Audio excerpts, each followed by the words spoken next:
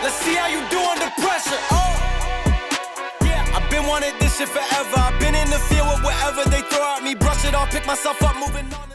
What's going on, everybody? Today we're going to be painting a green pumpkin pattern. Now, I've been messing around with a couple different pattern variations, and I think I finally created one that I like. The blank we're using today is a 3-inch square bill crankbait from Barlow's Tackle. I will have this linked down in the description below if you guys want to get some for yourself. Now, today's pattern, like I said, is going to be a green pumpkin pattern.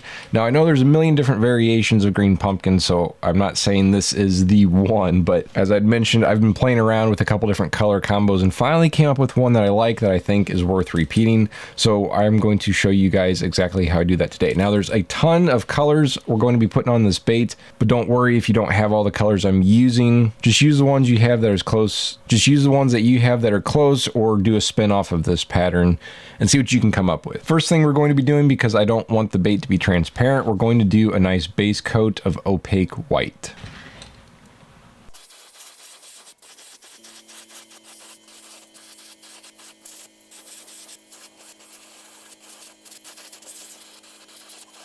Going to do a quick hair drying on it and then come back and touch up a couple of spots.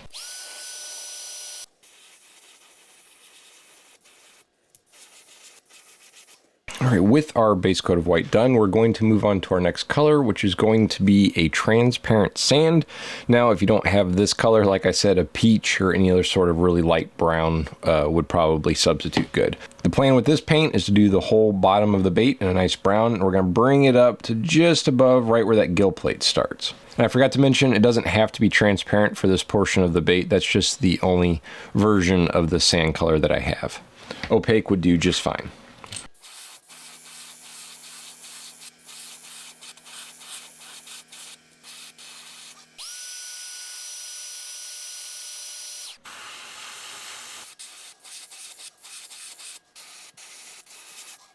Okay, next color up is going to be a transparent forest green. And again, doesn't necessarily have to be transparent for this portion.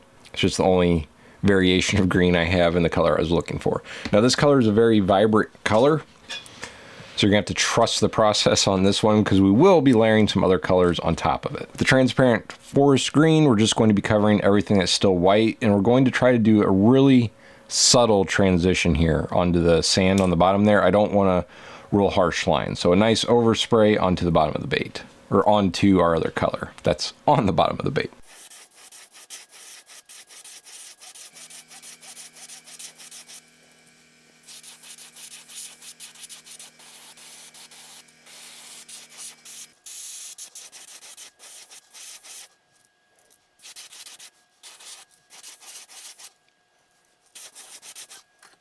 Okay, there is our forest transparent green. On the preview on my camera, it looks a lot brighter than it is, so hopefully it comes through correctly. But this color actually almost looks turquoise. I had a couple people say that it was blue, but it's actually forest green. So take note of that when purchasing this paint, that it is not it's not a very earthy green, is what I'm getting at, I guess.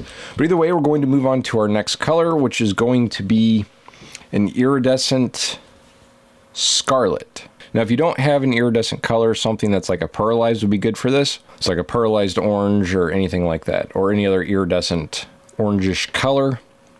And what we're going to be doing with that is spraying it on top of our green. We're going to be covering up everything that's green right now, and then again trying to do a nice fade into that sand. I don't want to cover up the sand too much. Some of that overspray is going to cover it.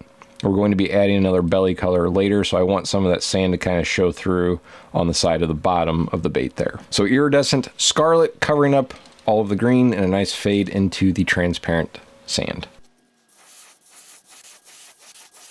I'm not going to build this color up to where it's solid orange, of course, because we want some of that green to show through. So the green is really just a base color for the scarlet.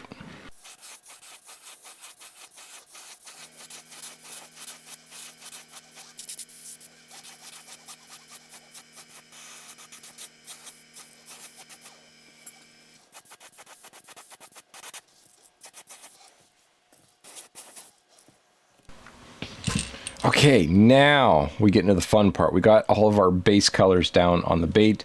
We're going to start moving into some finer detail work, and with that we're going to be using a transparent tropical green. Now this is where it is important that it's a transparent color, because we definitely don't want to cover up all the sparkles from that iridescent scarlet, and the whole point of transparent baits is to help manipulate the color underneath of it. So we just want a nice thin layer of this color over top. That way we get a green when we initially look at it, but then as it's moving around in the sun or changing angles, we get some of that scarlet showing through.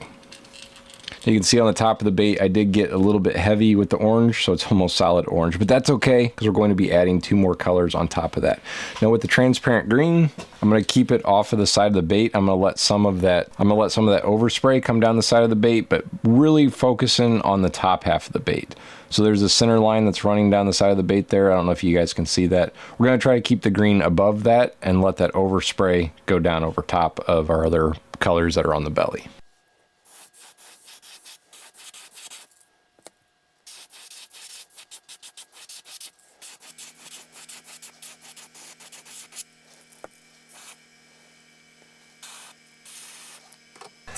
Okay, I think that is all that we're going to do. Hopefully it's showing up on camera okay for you guys. I know once that clear coat goes on, it'll make the colors pop a little bit more. But that green's really just doling down the orange, and then it's shifting kind of from that orange to the green as the bait moves around. So I'm going to clean out the airbrush, and then we're going to move on to one more color that we're going to be putting on the back of the bait. Alrighty, next up is going to be a transparent light brown. Now again, it is important that it's a transparent, or if you can take your opaque colors and thin them out a little bit. The goal with this is to go right down the center of the back of the bait. And we're gonna let that overspray kind of go onto the side of the bait just a hair. I don't want to do too much brown because we'll get carried away with it and cover up all of our beautiful layering we have going on. So really just focused the brown on the top of the back of the bait.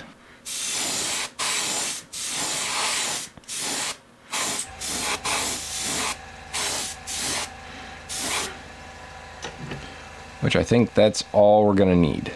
So you can kind of see it goes from brown, has that green with the reflection of the scarlet orange color, into our tan. Bait's looking beautiful. I'm gonna clean out the airbrush yet again, and then we're gonna move on to some nice stencil work. Okay, it is time to move on to our stencils.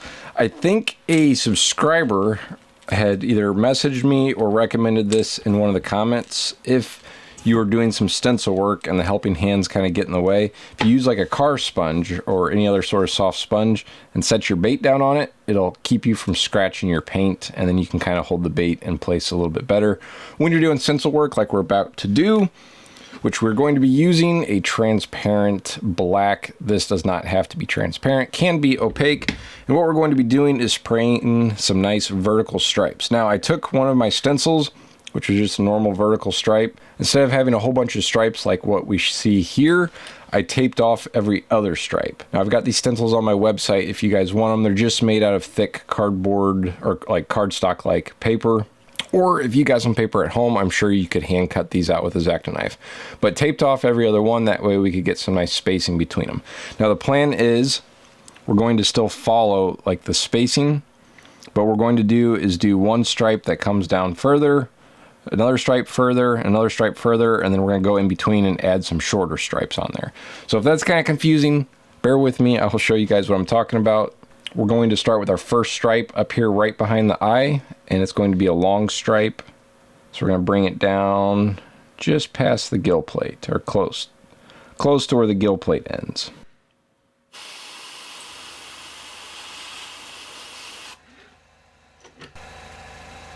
There we go, nice clean stripe. Make sure you hair dry your paint so you don't rub it off. So I'm going to line this back up with our existing stripe. Now this bait does have kind of a weird shape to it, so I'm going to have to bring the stripe up a little bit because I don't want it to go all the way down into the belly of the bait. And we'll just hold it in place.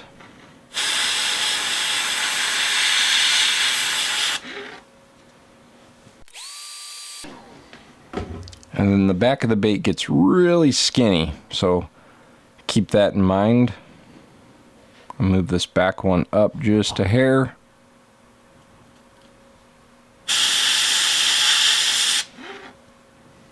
Something about like that. And now we're going to take our stencil. We're going to go back in. Instead of having the stripe come all the way down, we'll go back in between them and have it come about halfway. That way we have a nice variation. It stands out, something a little bit different.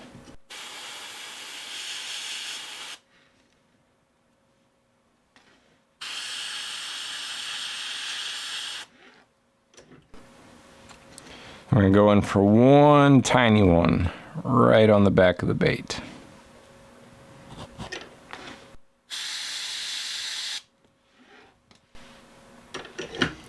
Okay, there we go. That one on our first line of baits, or sorry, the one on our first line of stripes there looks a little wonky. So hopefully we can correct that on the other side.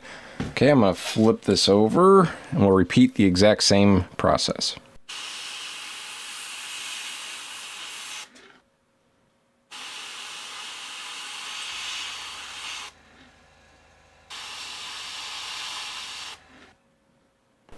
There we go. That's more what that stripe on the other side is supposed to look like. Not whatever that weird line we got going on there. Hey, that's okay. That's what makes it custom, right? Go back in, add our short stripes.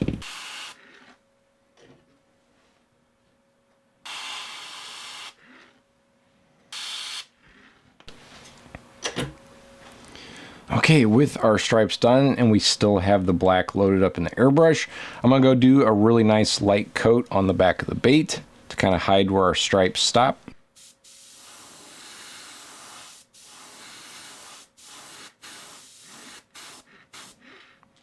And I'm going to darken up just by the eye socket just a little bitty bit.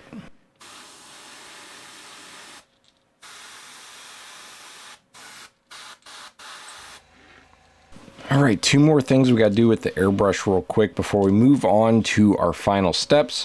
What we're going to do is take a fluorescent orange and we're going to spray a nice thin line along the bottom of the bait.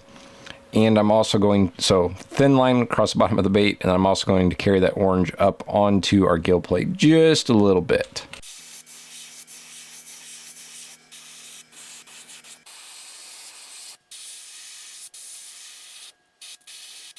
Okay, and final thing we're going to do with the airbrush is we're going to put some more of that iridescent scarlet back in the airbrush.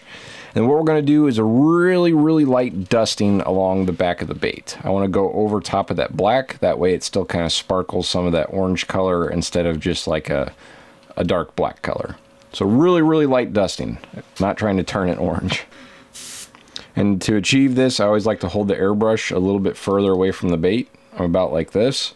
Unless you're trying to do something really detailed, then you'll need to get closer.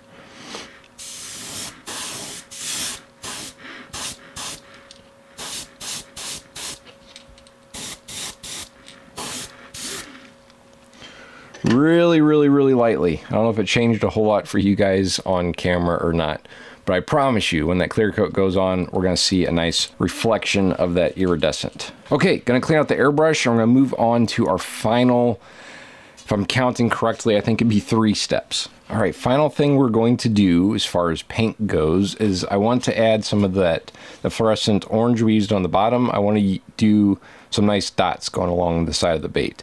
Now to achieve that or get them to be bright, since that orange is a pretty thin color, what I'm going to do is do dots in white first as a base layer, and then we'll come back in and do our orange dots over top of that. That'll really make that orange pop. If you just did the orange on top of those other greens and browns, it would be pretty dull. It would not be very vibrant. To achieve this, we're going to be using a nail art dotting tool. Now you can use a toothpick or a cotton swab or whatever works for you, but for me, I've definitely grown attached to these nail art dotting tools. I have a whole video showing these when I used them for the first time. I'll have that at the end of this video if you guys want to check it out. So I'm just going to take some of our opaque white, set the cap here, and what I'm going to do, because I always get carried away with the dots, I'm going to keep this really simple, otherwise I'm going to end up with something that looks like a deranged trout or something like that. What I'm going to do is just go for a dot up here on the gill plate, and then we're going to go 1, 2, 3, 4, 5, I guess. So we'll go in between every stripe, kind of following that line of the bait.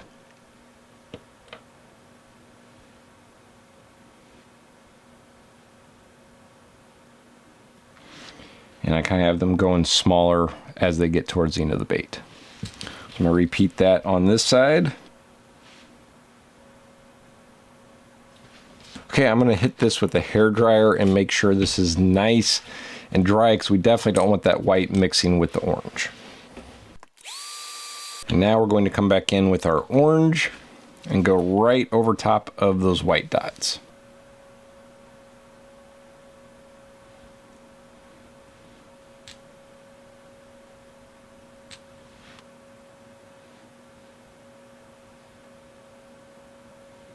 And if you need to, you can hair dry it and do another pass of the orange dots. But for this, I'm going to leave it alone. I'm going to hair dry it to make sure I don't accidentally smear anything. And the very last thing we have to do to this bait is glue in some eyes, and I got some neon orange ones to kind of match our paint scheme and the last set of them that I have. So hopefully I don't screw this up.